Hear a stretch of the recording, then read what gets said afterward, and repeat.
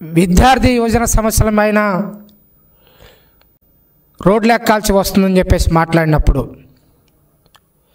కొత్తగా ఏర్పడినటువంటి ప్రభుత్వంలో ఏ విద్యార్థికి ఏ నిరుద్యోగికి కూడా ఇబ్బంది పడకుండా కూటమి ప్రభుత్వం మేనిఫెస్టోలో పెట్టినటువంటి ప్రతి హామీని కూడా అమలుపరుస్తాం. లోకేష్ గారు పాదయాత్రలో ఇచ్చినటువంటి ప్రతి హామీని కూడా ఖచ్చితంగా నెరవేరుస్తామని చెప్పి ఏదైనా సమస్యలు ఉంటే మా దృష్టికి తీసుకొస్తే నెరవేర్చడానికి ప్రయత్నిస్తామని చెప్పి చెప్పడం జరిగింది. కానీ అక్కడ ఏ విద్యార్థికి కూడా సమస్య లేదు, ఏ నిరుద్యోగికి కూడా ఇబ్బంది లేదు. రాష్ట్రం ప్రశాంతంగా ఉంది, విద్యార్థులు ప్రశాంతంగా చదువుకుంటూ ఉన్నారు. కానీ రాష్ట్రంలో అమాయకులైనటువంటి విద్యార్థుల్ని, యువకుల్ని, నిరుద్యోగుల్ని రెచ్చగొట్టి పబ్బం గడుపుకోవాలన్నటువంటి ఉద్దేశంతో కొంతమంది వైఎస్ఆర్సీపీ రాజకీయ నిరుద్యోగులు యువపోరు అని చెప్పేసి ఆ రోజు ప్రకటించారు. ఆ యువపోరు యూటర్న్లు, టీటర్న్లు, వైటర్న్లు తీసుకొని ఒక 3 నెలలకి ఫీజు పోరు అని చెప్పేసి నిన్న మొన్నటి దాకా పోస్టర్లు విడుదల చేశారు. మేము చెప్పాం, వైఎస్ఆర్సీపీ పార్టీ పేద విద్యార్థులకు చేసినటువంటి అన్యాయం పైన 9 నెలల్లో లోకేష్ బాబు గారు చేస్తున్నటువంటి విద్యారంగం కానీ, యువకుల కోసం, విద్యార్థులు, నిరుద్యోగుల కోసం లోకేష్ బాబు గారు చేస్తున్నటువంటి ప్రక్షాళనకు మరి చర్చిద్దాం, టైం చెప్పండి, ప్లేస్ చెప్పండి అని చెప్పేసి తెలుగుదేశం పార్టీలో ఉన్నటువంటి అందరం కూడా సవాలు విసిరితే ఇప్పటి వరకు ఎవరు స్పందించకపోగా మరి లోకేష్ బాబు గారు కూటమి ఎమ్మెల్సీలు అడిగినటువంటి ప్రశ్నలో భాగంగా శాసనమండలిలో కూడా చెప్పడం జరిగింది. ఇప్పటికే వైఎస్ఆర్సీపీ పార్టీ పెట్టేటువంటి బకాయిల్లో 800 కోట్ల రూపాయలు విడుదల చేయడం జరిగింది ఫీజు రియంబర్స్మెంట్ కోసం. అంతేకాకుండా 352 కోట్ల రూపాయలు కోడిగుడ్లకి, చిక్కీల కోసం విడుదల చేయడం జరిగిందని చెప్పేసి శాసన మండలిలో లోకేష్ గారు చెప్పడం జరిగింది. కానీ పదే అబద్ధాలు చెప్తూ అక్రమ సంపాదనతో సంపాదించుకున్నటువంటి పేపర్ ఉంది కదా అని చెప్పేసి పదే సాక్షి పత్రిక, సాక్షి ఛానళ్ళు అబద్ధాలు వడ్డించేటువంటి ప్రయత్నం చేస్తూ ఉంది.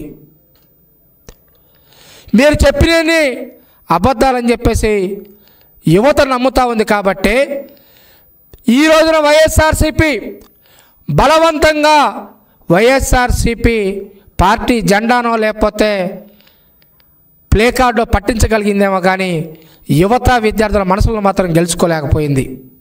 అందుకు సాక్ష్యం ఈ రోజున విశాఖపట్నంలో కొందరు విద్యార్థులు, ఒక 5-6 తెలుసో తెలియక అమాయకులు ర్యాలీకి వెళ్తే ఆ ర్యాలీలో పాల్గొన్నటువంటి విద్యార్థులను సైతం కూటమికి జై కొట్టే విధంగా విద్యారంగాన్ని ప్రక్షాళన చేసినటువంటి వ్యక్తి లోకేష్ గారు. అన్న ఒక్క నిమిషం ప్లే చేయండి.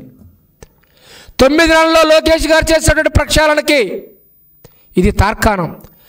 బలవంతంగా వాళ్ళు ప్లే కార్డులు పట్టించారేమో కానీ వాళ్ళ మనసుల్లో మాత్రం కూటమి ప్రభుత్వం ఉంది.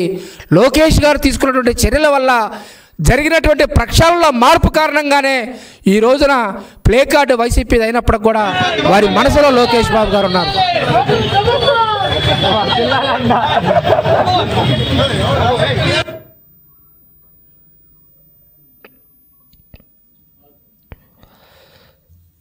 తెలంగాణ ఒక మాట చెప్పారు మనకు,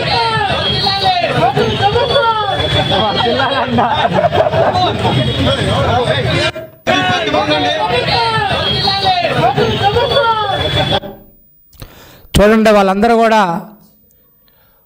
బలవంతంగా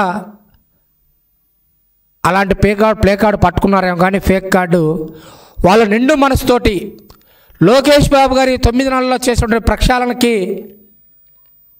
గ్రాటిట్యూడ్ తోటి కూటమి ప్రభుత్వం జిందాబాద్ అన్నారు. అది లోకేష్ బాబు గారి గొప్పతనం. అందుకని ఈ సందర్భంగా నేను ఒక మాటను గుర్తు చేయదలుచుకున్న చలం గారు ఎప్పుడూ ఒక మాట చెప్తూ ఉంటారు, ఏది తప్పో ఏది ఒప్పో మీ అంతరాత్మ చెబుతూనే ఉంటుంది, తెలియదనటం ఆత్మవంచన మాత్రమే. లోకేష్ గారు కానీ కూటమి ప్రభుత్వం కానీ వైఎస్ఆర్సీపీ పార్టీ పెట్టిపోయినటువంటి బకాయిలను విడుదల చేస్తున్నారు అనేది జగమెరిగినటువంటి సత్యం. కానీ ఏమీ తెలియనట్టు జగన్మోహన్ రెడ్డి మరొకసారి ఆత్మవంచనకు గురి చేసేటువంటి ప్రయత్నం చేస్తూ ఉన్నాడు.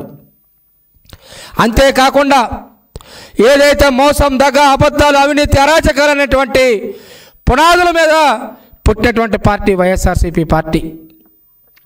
అందుకోసమే వివేకానంద రెడ్డి గారిని చంపి తర్వాత విగ్రహాలు పెట్టి పూలదండలేసి దండాలు పెట్టి మరి ఏ విధంగానైతే రాష్ట్రాన్ని నమ్మించాలని చూశాడు. కరెంటు ఛార్జీలు 22 సార్లు పెంచి కరెంటు ఛార్జీల మీద ధర్నాలు చేస్తాను, నిరసనలు చేస్తానని చెప్పేసి మాట్లాడాడు. అదేవిధంగా నేడు కూడా తానే తప్పులు చేసి తను చేసినటువంటి తప్పు మీద తానే నిరసన తెలియజేసుకునేటువంటి ఏకైక నాయకుడు జగన్మోహన్ రెడ్డిగా మిగిలిపోతాడు. చరిత్రలో ఏకైక పార్టీ కూడా వైఎస్ఆర్సీపీ పార్టీ మాత్రమే మిగిలిపోతుంది. కాబట్టి వైఎస్ఆర్సీపీ పార్టీ ఏదో తన పార్టీని బతికించుకోవడం కోసమో లేకుంటే తన పార్టీలో ఉన్నటువంటి రాజకీయ నిరుద్యోగుల కోసమో చేసినటువంటి నిరసనగా భావించి విద్యార్థులు కానీ వారి తల్లిదండ్రులు కానీ ఎవరు కూడా స్పందించకపోవటం అందరం కూడా గమనించాల్సినటువంటి అంశం. అంతేకాకుండా 2,30,000 ఉద్యోగాలు భర్తీ చేస్తానన్నాడు, జాబ్ క్యాలెండర్ అన్నాడు, డిఎస్సీలు అన్నాడు. ఒక్క డిఎస్సీ వేయలేదు. 2,30,000 కోట్ల ఉద్యోగాలు ఒక్క ఉద్యోగం భర్తీ చేయలేదు. అసలు జాబ్ క్యాలెండర్ ప్రకటించలేదు. కాబట్టి నీకు 11 సీట్లు ఇచ్చారు. పదే పదే అబద్ధాలు చెప్తే నిజాలని చెప్పేసి నమ్ముతారనుకోవటం అది నీ భ్రమ అని చెప్పేసి తెలియజేస్తా ఉన్నాను. 16 లక్షల మందికి చంద్రబాబు నాయుడు గారు 2014 నుంచి 2019 వరకు ఫీజు రింబర్స్మెంట్ చెల్లిస్తే నువ్వు అధికారంలోకి వచ్చిన తర్వాత దాన్ని 9 కోట్లకు కుదించి 9 లక్షల మంది కుదించి 7 లక్షల మందికి ఎగనామం పెట్టావు. ఇస్తానని చెప్పినటువంటి 9 లక్షల మంది పేద విద్యార్థుల్లో కూడా 4,350 కోట్ల రూపాయల ఫీజు బకాయిలు పెడితే దాంట్లో లోకేష్ బాబు గారు 800 కోట్ల ఫీజు బకాయిలు చెల్లిస్తే నీవు తప్పు చేసి నీవు బకాయి పెట్టి కూటమి ప్రభుత్వం మీదకి నెట్టేసినటువంటి ప్రయత్నం ఏదైతే చేస్తూ ఉన్నారో దాన్ని విద్యార్థులు తల్లిదండ్రులు అందరూ కూడా గమనించారని చెప్పేసి ఈ సందర్భంగా తెలియజేసుకుంటూ వైఎస్ఆర్సీపీ పార్టీ ఫీజు బకాయిల విషయంలోనైనా సరే లేకుంటే వసతి దీవెన విషయంలోనైనా సరే ఏ విషయంలోనైనా సరే మీరు బహిరంగ చర్చకు రండి, మేము సిద్ధం. అంతేగాని ప్రతిసారి పేపరు ఛానల్ ఉంది కదా అని చెప్పేసి అబద్ధాలు వడ్డించేటువంటి ప్రయత్నం చేస్తామంటే మాత్రం చూస్తూ ఊరుకోమని చెప్పేసి తెలియజేస్తా ఉన్నాను.